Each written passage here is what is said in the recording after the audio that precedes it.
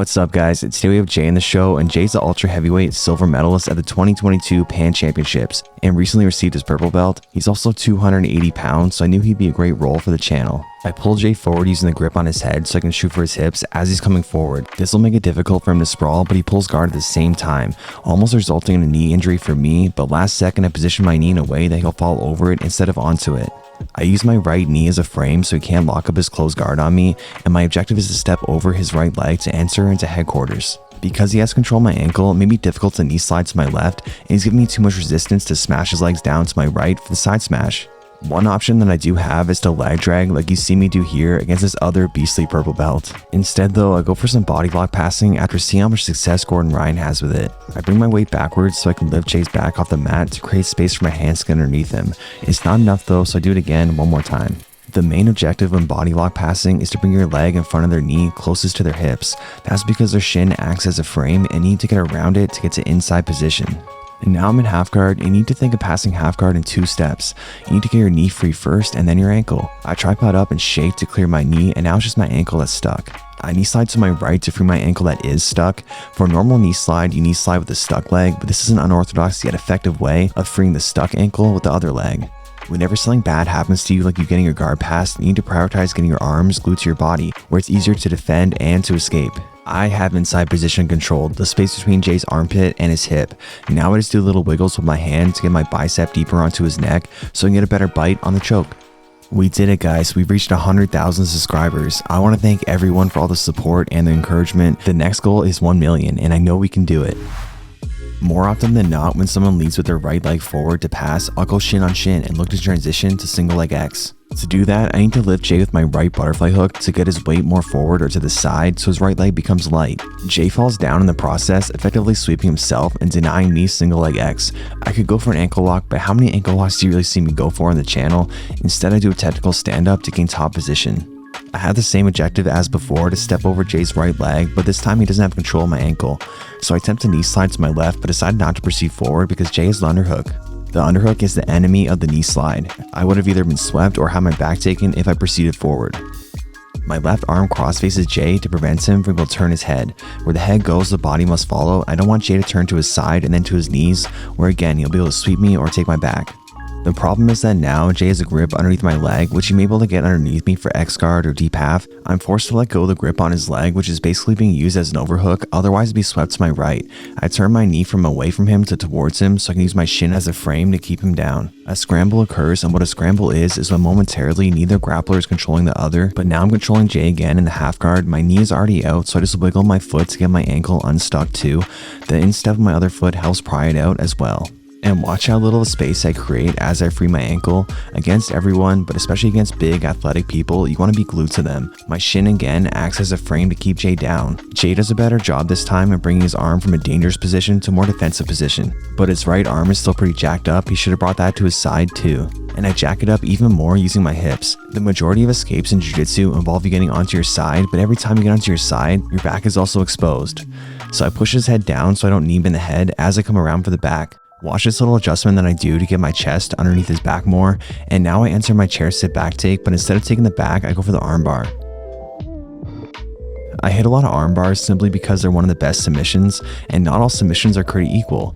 I'm thinking about doing a Jiu-Jitsu submission tier list video soon. Let me know if you want to see it. Also, let me know what you think the lowest percentage submissions are, and what you think are the highest. To avoid a knee slide, I need to make sure that Jay doesn't put my right leg flat on the mat. A flat bottom leg is what's needed to hit a knee slide, so naturally that's what I need to prevent. But he does get it flat, so I grip underneath his leg so he can't turn it outwards, which is also needed for the knee slide. Once I find my opportunity, I grab underneath my own leg. Now it's no longer flat to the mat and the knee slide risk is minimized. Let's think back to earlier. Jay's knee is free, but his ankle is still stuck. He's basically in step 2 of passing half guard, so I use my butterfly hook on his shin to extend his leg and put his knee between my legs. I put him in my half guard from my reverse De La Hiva, making him effectively regress within the pass, and now I come up for the arm and guillotine. I want to say a big thank you to all my patrons who support the channel. I really appreciate you guys. I now upload all the gi classes I teach at my gym to my Patreon. It's a great resource, plus it's really affordable.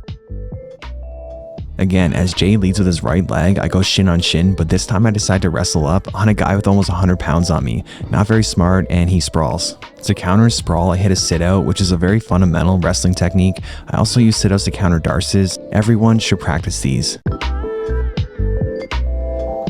Again, I go to body block pass, and the objective is still the same, to get past the bottom knee and gain inside position.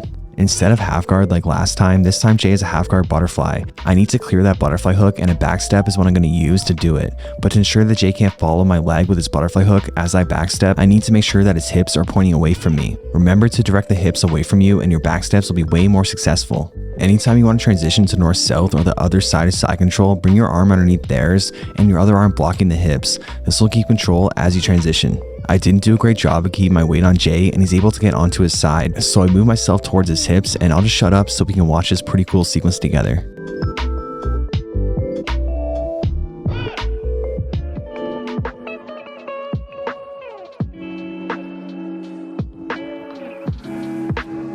I hit that rolling back attack to twister. I definitely got my style points, and you know what else gives you style points? This sleek X Martial rash guard. X Martial is literally all I wear now, and not just because they sponsor me. I've been doing this for over a decade and would never wear something I don't absolutely love. X Martial is high quality. They sent me these shorts, and although I wouldn't have picked them out myself, I figure I've got the legs to rock them, even though I know I'm gonna get some flack for it.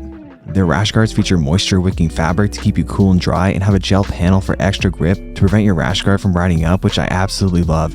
Look at the ones I used to wear for comparison.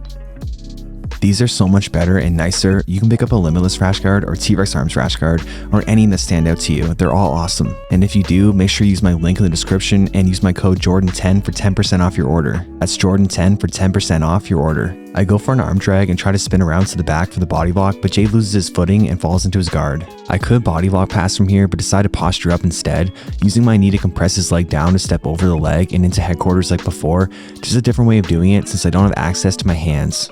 Jay this time is prioritizing his grips to get to a more defensive position by trying to rid himself of my underhook. Pulling me to his left causes me to post my hand on the mat, and he almost has enough room to swim in an underhook. As I pop up to knee on belly, he takes an underhook, but it won't help him too much because my shin acts as a frame, keeping him away. He should have switched to my legs as my body's now too far away. You'll see what I mean in a minute.